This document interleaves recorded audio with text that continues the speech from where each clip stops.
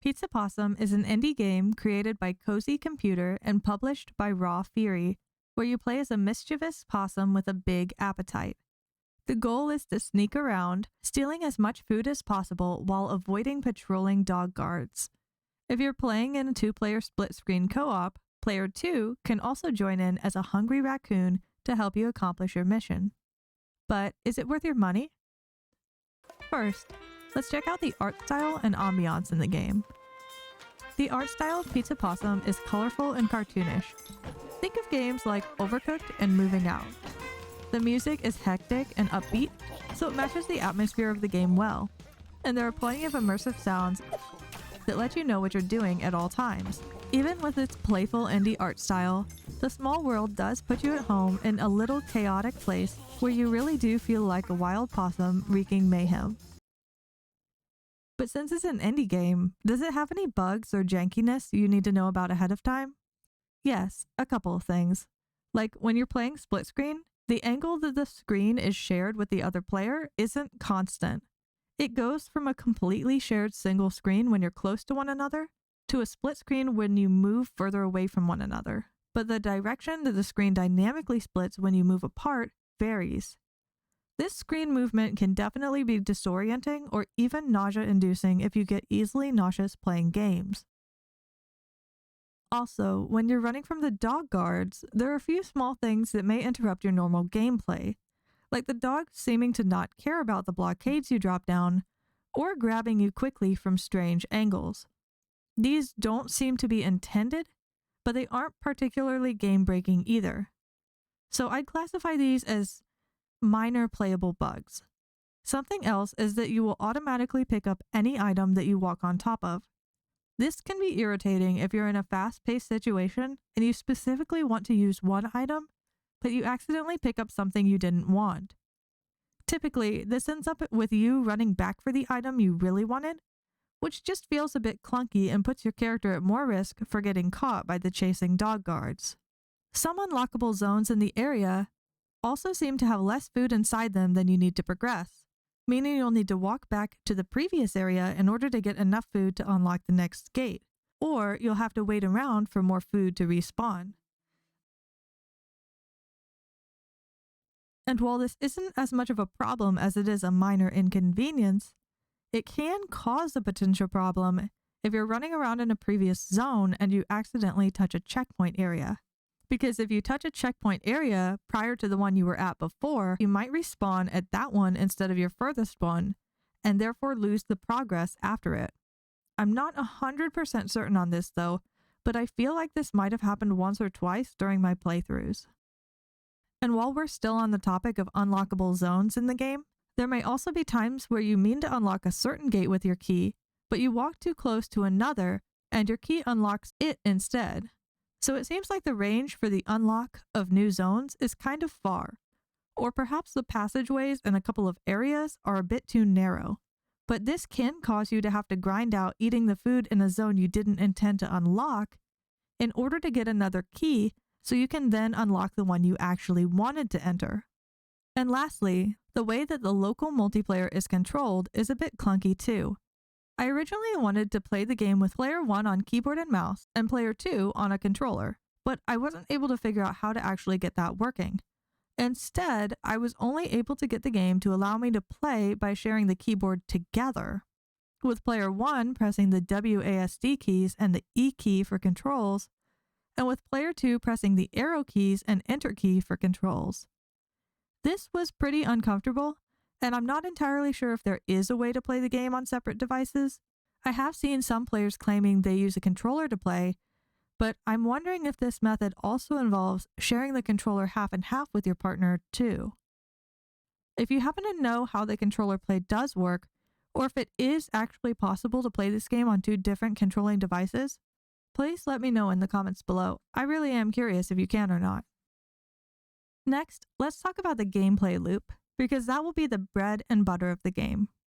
Your goal is simple: eat everything in sight, and as you do, you'll earn points, which will eventually grant you a key that you can use to unlock a gate leading to the next zone.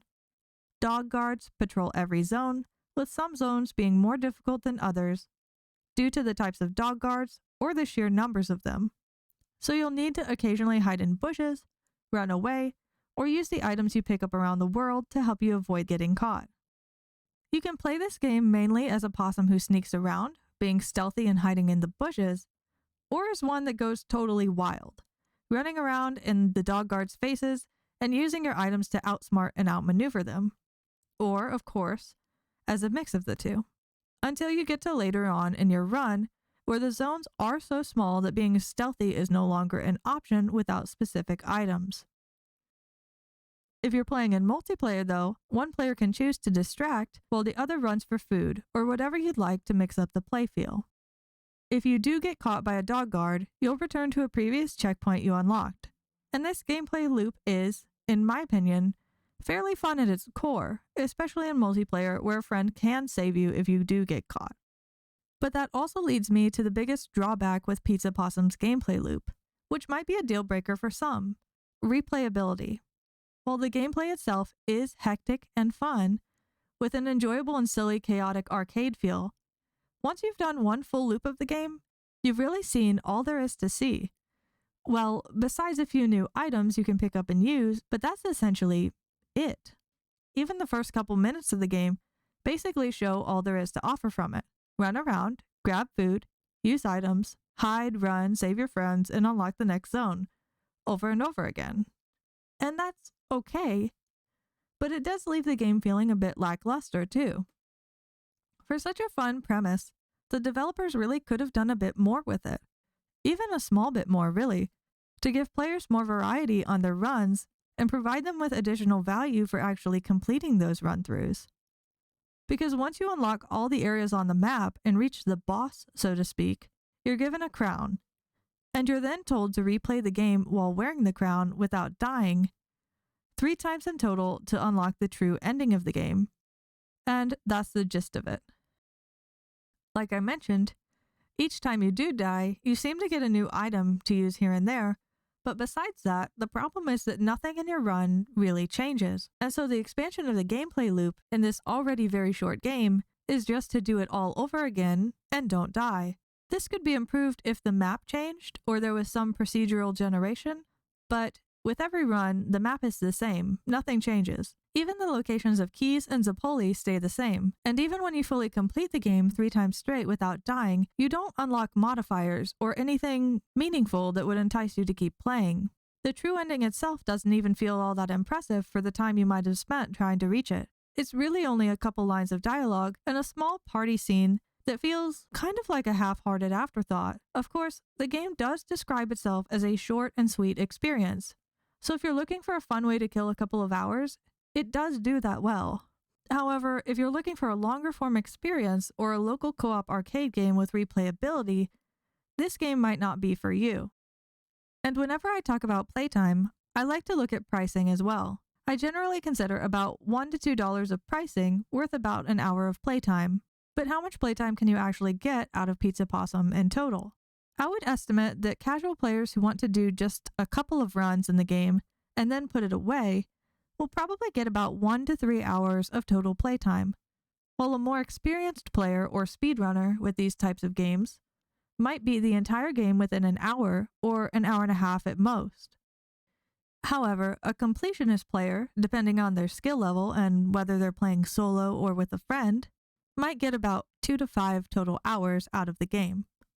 For me, I got about 4 hours of playtime out of it, but the game did start feeling a bit grindy and redundant after I received my first crown and realized that the subsequent runs were all near identical to the previous one.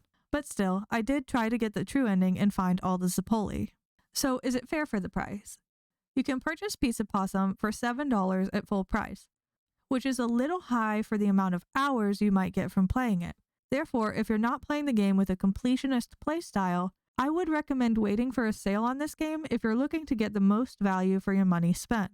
And let's talk a bit more about the multiplayer. As mentioned, Pizza Possum does have local multiplayer that allows you to play with one other person. It does not have online multiplayer. However, I do believe that you can play this game through Steam Remote Play, but I know a lot of players do tend to have issues with bugginess or lagginess when using Steam Remote Play in general. Playing in multiplayer makes the game a lot easier than it is in single player and definitely adds to the silly party feel of Pizza Possum 2. You can definitely tell that it was intended as a multiplayer arcade experience. So, what's my overall verdict? Is it worth it? I would personally say yes, but not at full price. I did have fun playing Pizza Possum. The game was really hectic, and it did have my heart racing the whole time in a good way.